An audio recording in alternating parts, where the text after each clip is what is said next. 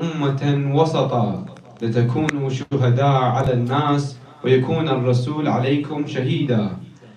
صدق الله العلي العظيم. لا صلوا على محمد وآل محمد.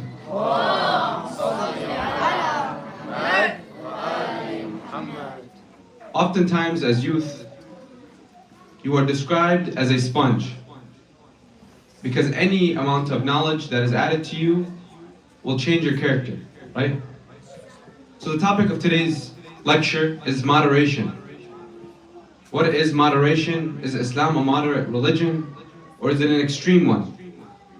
And how as youth do we remain moderate? And why is moderation important? First and foremost, a few examples.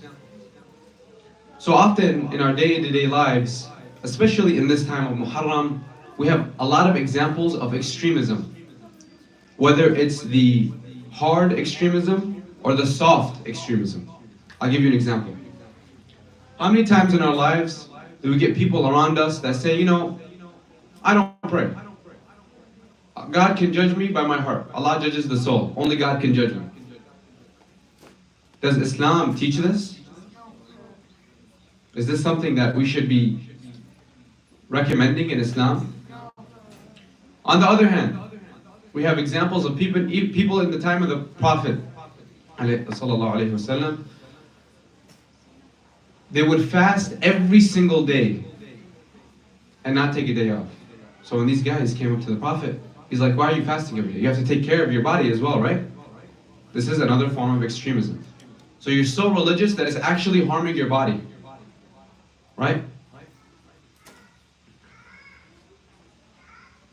We also have extremism in ideology, right?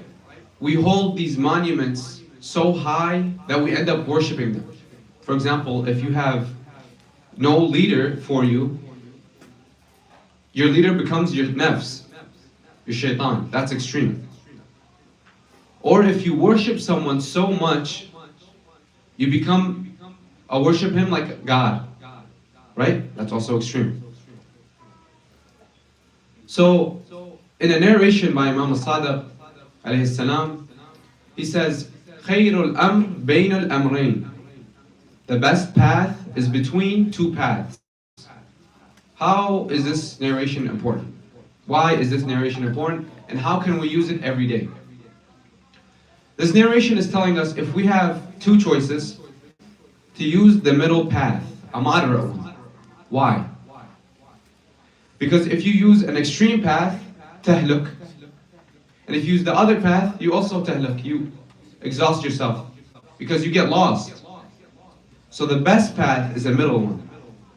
A middle where you get the best of both worlds. For example, Allah subhanahu wa ta'ala, Allah Azza wa Jal, has created a system in our bodies in the form of nafs al-lawwama, nafs al-mutma'inna, wa nafs al-ammara. Even this has this balance of moderation. For example, in Surah Al-Fajr, when the Quran talks about this nafs al-mutma'inna, most mufassirin would say this surah is about who? Who knows what the other name of Surah Al-Fajr is? Surah Imam Hussein. Because his soul reached to that extreme level of piety. This is the goal. On the other hand, you have nafs al-ammara. Nafs al-ammara bisu. It's the nafs that commands you to evil, as some people say. Your desires is nafs al-ammara. You see a piece of candy, you have a big meal in front of you, you eat until you're full. You see something that you want, you take it. Nafs al-ammara. In the middle, you have the nafs al-lawwama, the moderate soul. The soul that keeps your entire body in balance. This is the soul we should use every day to get us to nafs al-mutma'inna. What does the Quran say? Ya ayyuhatta nafs al-mutma'inna. ارجعي إلى ربك راضية مرضية فادخلي في عبادي وادخلي جنتي. It says when it reaches to that level, you can enter paradise. Moderation is even an akhlaqi principle. So if you go to a scholar, he'll tell you there are some qualities, attributes a person has what are moderate attributes. For example, the four main moderate attributes someone has is number one, wisdom. Second, courage. Third, chastity. And fourth, justice. Now look at how the scholars explain this. They say if your soul is moderate, these are the four qualities you have. Now if you're in a deficiency, look at what it has. Moderation, if you're deficient in wisdom, you have stupidity. Now if you're excessive in wisdom, you have slyness. So look at the polar opposites. So in the middle you have someone who is wise. On the extreme you have someone who learns like the letter A and they think they know the entire language.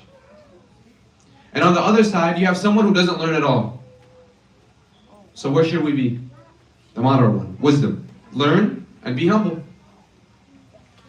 Courage. Someone who is courageous, like Abu Abdullah Hussein. In the middle. But courage shouldn't go all the way to foolhardiness, where you're so courageous, you're so arrogant. You start overlooking simple details. And on the other hand of courage, what do you have? If you have a deficiency in courage, you're coward. You're a coward. When you have a point where you're supposed to stand up for oppression, you get scared and you run away. Or you don't stand up. You don't go up to the plate. Finally, we have justice, adala. If you're not just, any oppression that comes to you, you take it. You're submissive. Okay, whatever, this is bad for me, I'm just gonna be quiet. And on the other hand, if you're not just, you're a tyrant. You oppress others. Like Yazid. He's so unjust that he was so tyrannical that he usurped Imam Hussein's Khalifa. Although, on a realistic note, they can't usurp it because it was God-given. Now if we go back to this ayah, وَكَذَلِكَ جَعَلْنَاكُمْ أُمَّةً وَسْطًا. What is this referring to? So there's two popular tafasir. This wasata is referring to a geographical location, the location of the Muslims. The first group says this wasata is talking in the middle, not east, not west. Not like the Christians who are relaxed. Jesus is love, God is love. To the point they have no rules. Or on the other hand, you have like the Jews, that they only follow the rules. In the middle. On the other hand, the other popular opinion is this wasata is moderation. To do everything in moderation. To be cognitive of both sides and making sure you choose the middle path that doesn't harm you. To be safe. For example, we have the best example in Imam Ali alayhi salam. La basallu ala Muhammad wa ali Muhammad.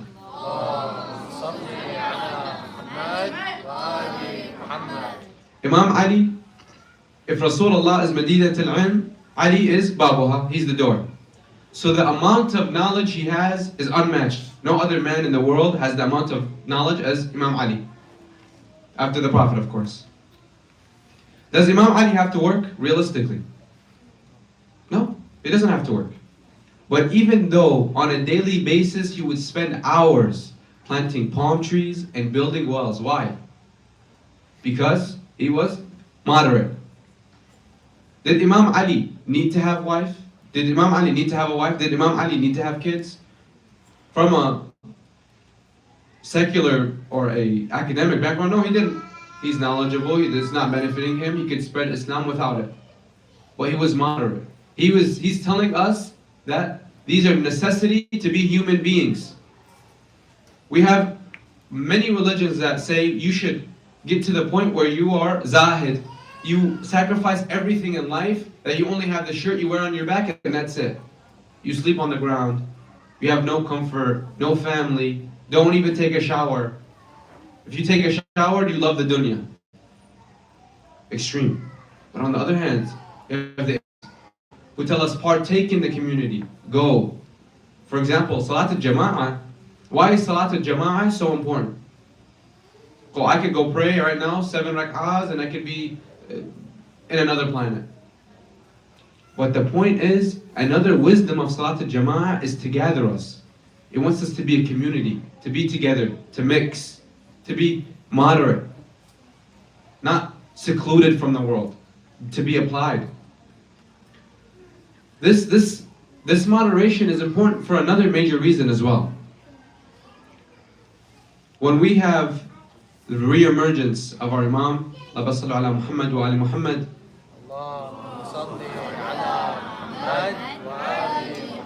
Imam al-Mahdi, Ajjalallahu farajah, some people will come up to the Imam and they would think the religion he came with is a strange religion, a new religion, a religion that's not heard of. Now if you look at the Muslim world today, most Muslims follow different religions. There's not a consensus about what's right. And most Muslims are not even the Shia faith. So already, this narration is true. Why? I'm not saying true as in the sense this is valid. We don't know until the time he reemerges, but most people won't know. Like, people won't know what the real religion is, except us. Because we have that special privilege of following him. So when he comes out and he has this new religion, people are going to tell, even there's a narration that says, there will be scholars who says, Irja ya ibn Fatima. They will see the Imam and they will tell him to go back. Because he's so different from the beliefs we have. Again, I ask, why is this important?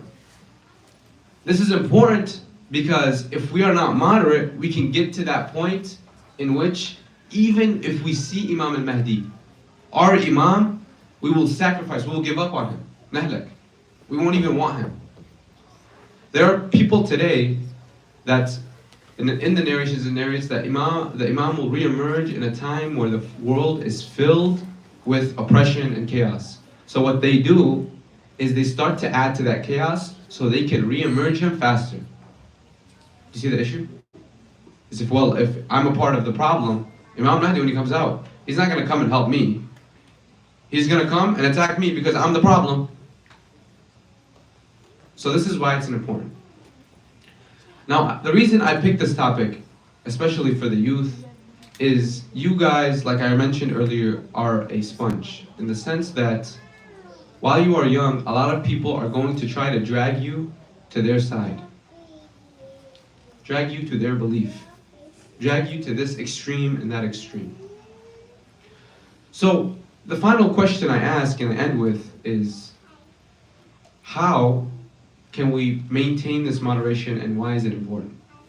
It's important for the reason that if we end up following in the ways of extremism, we will lose everything we have. We will lose our faith, we will quit on our religion, we will turn back on our family, we will turn back on our community. So in this sense, we must, as Muslims, especially the youth, find a way to verify our knowledge, make sure our knowledge is correct, make sure our knowledge isn't extreme, that we don't take the path of blindly following, that we use our aql, right? Allah subhanahu wa ta'ala has given this. Also, He has also given you iman to balance that. How many times in our life, in our day-to-day life, we find someone who is intellectual. This guy, doctor, 10, 15, 20 years in a university, but he's committing oppression. Right now, there are people who support kids dying, and they say, well, this is justified. What aql is this? How is this an aql? The same mindset happened at the time of Imam Hussein. Look, so aqliyan, how does this make sense? Shumar radiyallahu anhu wa Imam Hussein radiyallahu anhu. How? This is a Muslim fighting another Muslim. Someone has to be on haqq and someone has to be on batil. Right? Where's the iman? Where's the aql? Point being here is that if aql is just used by itself, you will also tihlak, you will also be exhausted. Same way, if iman is used just by itself, if you only worship blindly and don't use your aql, you will also exhaust yourself. I give you a challenge. Try to figure out what the Trinity is. If you figure out what the Trinity is, come tell me. I don't know what it is. What's the common answer you usually hear when you try to get an explanation for what the Trinity is? Brother, you gotta believe. This Trinity, you gotta believe, brother. If you don't believe in this Trinity, you need to close your eyes and believe. Habib. What has made us unique from the malaika and the animals is what? Aql. There's a narration that says, if a human follows his desires, he will become like an animal. If a human balances his desires and his aql, he will become like the angels. So humans have this moderation in the middle. See how they land in the middle? We're not animals and we're not angels. Perfect. So if a person uses his aql, he can reach to the level of the angels. If he doesn't use his aql and he uses just his desires, he will reach the levels of the animals, the beasts. See this interesting dynamic? So we ask, how can we reach this level of moderation? For the youth, the biggest, and I can testimonially say this, is finding correct leaders. People who you can trust. How can you go trust someone? How do you trust this person who will lead me to the right path? So first and foremost, we have been blessed, and trust me, brothers and sisters, we have been blessed with Ahlul Bayt, in the sense that they are a guidebook for us in all accounts. Every single situation you can possibly think of, Ahlul Bayt have dealt with it.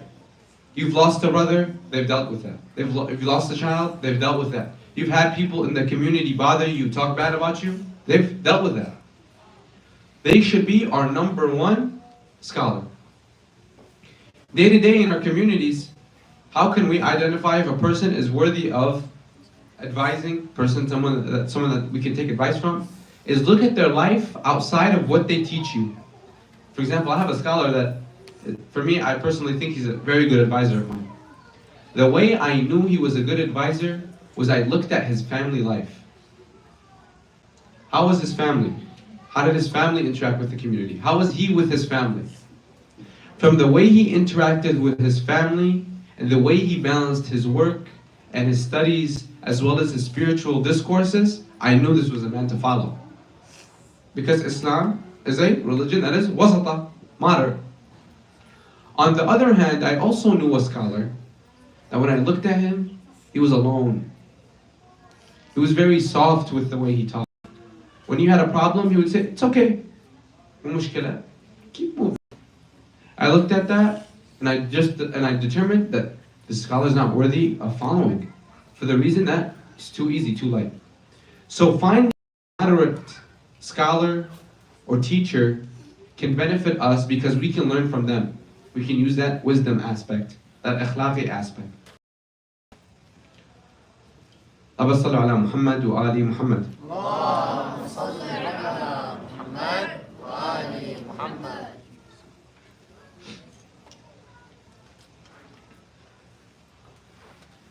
صلوا على محمد وآل محمد. اللهم صل على محمد وآل محمد. Finally, I want you guys to really think about the hadith of Ahsan al-Amr bayn al-Amrayn, in the sense that this Amrayn is very prevalent in everyday situations. Everywhere we go, we have this double-sided sword, this double-sided image in which we get to choose two paths. So as we wrap up today's lecture, I want you guys to notice these two paths. Someone will come up to you and ask you, let's go do something.